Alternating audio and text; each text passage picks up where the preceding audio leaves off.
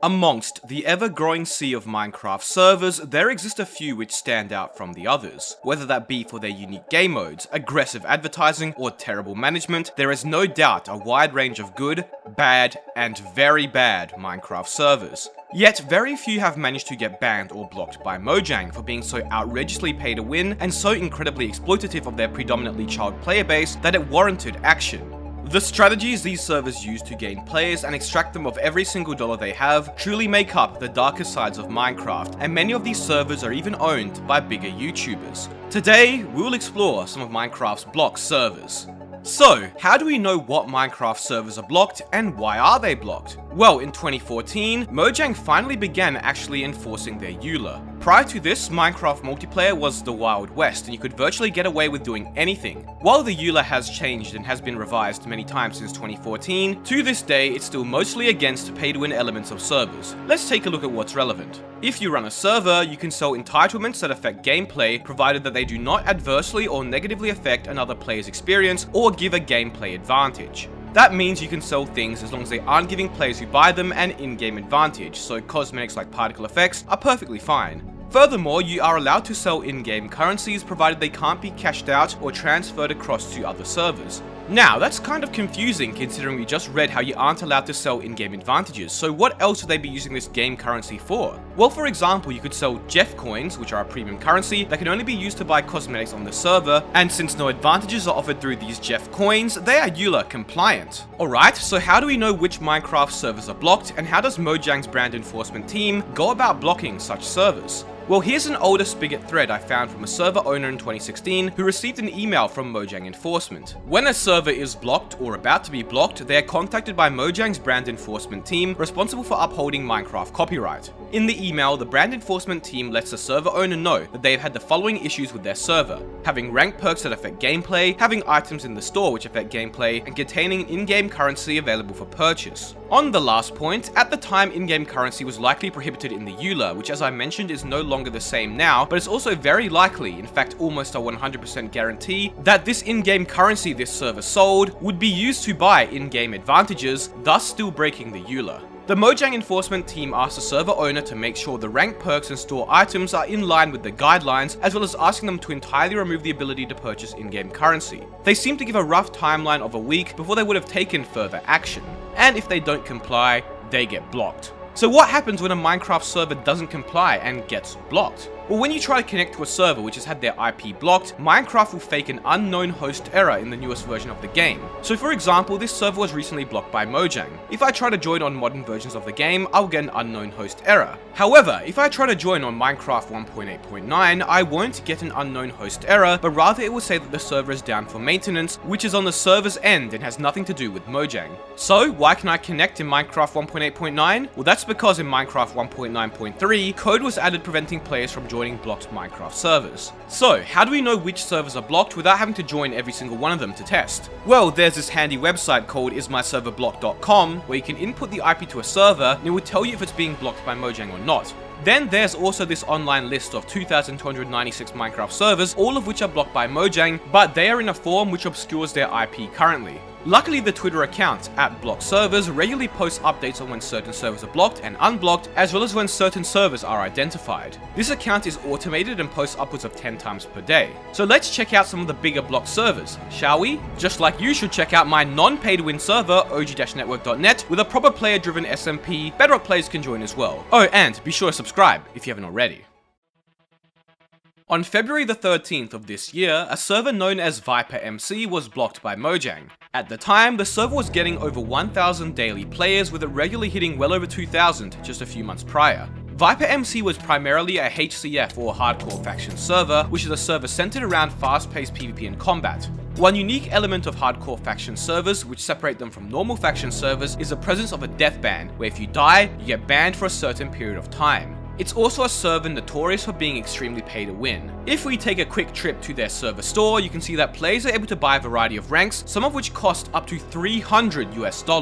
These ranks give you a variety of in-game advantages, from reduced death bans to the ability to revive other users. Most notably, however, is the access to a variety of keys. Keys can be bought directly from the store as well, and they're used to open crates, which of course give you valuable and powerful items in-game. Crates are pay to win, but even worse are the fact that they involve gambling on a server predominantly played on by kids. Gambling in-game currencies which you can't get with real money is fine, and if the crates only had cosmetics it wouldn't really be a problem, but when you have to spend real money to get the crate keys which can give you in-game advantages, it crosses a line. There's a lot more they sell, including $20 mystery boxes and of course their in-game currency, credits. When I joined the server, it only had one other player online, and the server is a far cry from what it once was, rarely seeing player counts above 25.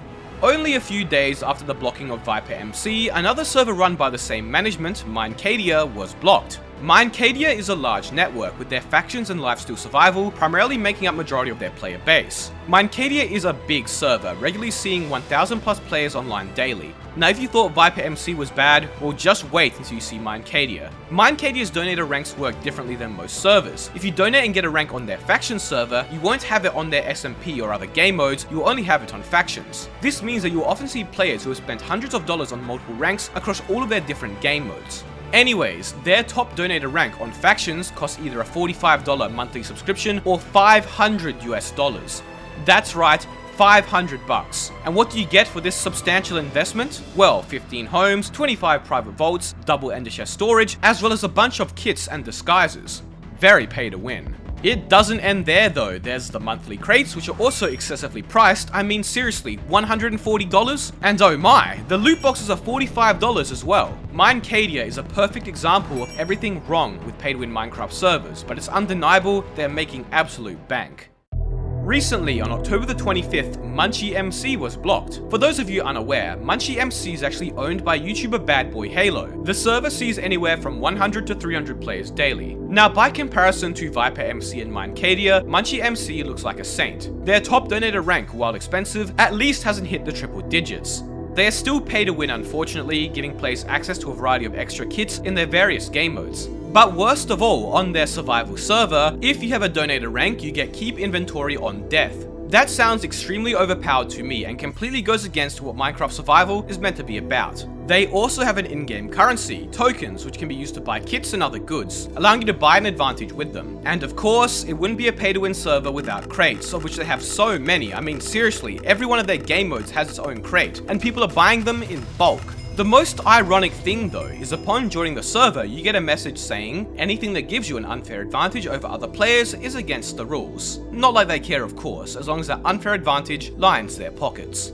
Another server recently blocked was Cold PvP or Cold Network. Cold Network is a PvP server primarily featuring practice, which are just 1v1s, and a small kit-based hardcore factions. The server peaks at around 150 players daily. Their ranks range from $60 to $90 and actually aren't that bad, but then of course, there's the crates, loot boxes and special kits, of which seem to give you items which normally aren't even accessible in vanilla Minecraft. MC Complex is another very large server, regularly seeing over 1,500 players. Now, interestingly, the Horizon made 2 videos on them and a few months later they would end up actually being blocked. This server has everything in their store. From $200 donator ranks that give you more stuff than I can even be bothered reading out, to selling crate keys, tokens, eggs, and even plushies? They have so many game modes as well that you bet there are whales on their server who have bought 8 $200 ranks across all of them. Oh, and they even have different versions of the same game mode, which would you guessed it, entirely separate ranks. Besides their 71 different Pixelmon servers, they also have Skyblock, Factions, Prison, you know the usual. And I can tell you that this server makes bank. Thousands per day, if not tens of thousands. Alright, there's dozens of blocked Minecraft servers I could talk about, including mc.yourliterallybroke-microsoft-slaves-lol.trade, but for today, the final blocked server we'll talk about is Invaded Lands. Owned by larger Minecraft YouTuber Skeppy, the server gets around 150 to 300 players daily. Now, we don't need to go through the store again, as it's the same story as every other server, expensive pay-to-win ranks, crate keys, you know the usual. I will say though, they do have one of the more interesting server shops. So, if you've got a keen eye or are just a player of some of these servers, you may have realized something. The servers I've shown you today were blocked at one stage, that's right, but guess what? They were all unblocked only days later. Now you may be thinking, oh, they just changed their server store to be in line with the Minecraft EULA, right? Well, unfortunately, that's just not the case. Every server I've shown is from today. These servers were all unblocked when they were all extremely pay to win. ViperMC didn't die due to being blocked, they died likely because their ownership decided to focus on Minecadia instead. No big server has actually ever seen any significant detriments, fines, or punishments from breaking the EULA and being blocked. They all get off scot-free. I couldn't find any larger servers which got blocked and actually stayed blocked. And this then begs the question, why the hell did they get unblocked in the first place? They are all still pay to win, most of which containing real money gambling mechanics that prey on their literal underage player base. What the hell is Mojang's brand enforcement team doing? And this right here is part of the problem. A much bigger problem with Minecraft multiplayer as a whole. If these pay-to-win servers see that they can continue getting away with breaking the EULA, they're going to keep pushing the boundaries of exploitation without fear. Soon enough, we may have, I don't know, Prison Arcadia with a $999 Arse Slapper Plus rank or something, as who's going to stop them, especially when they know it works. Now, to be fair, some of the servers which were blocked did make a few changes. ViperMC were asked to remove lives, certain kits as well, and were asked not to do IRL payouts, which is basically when real money is given to winners of a game mode each season.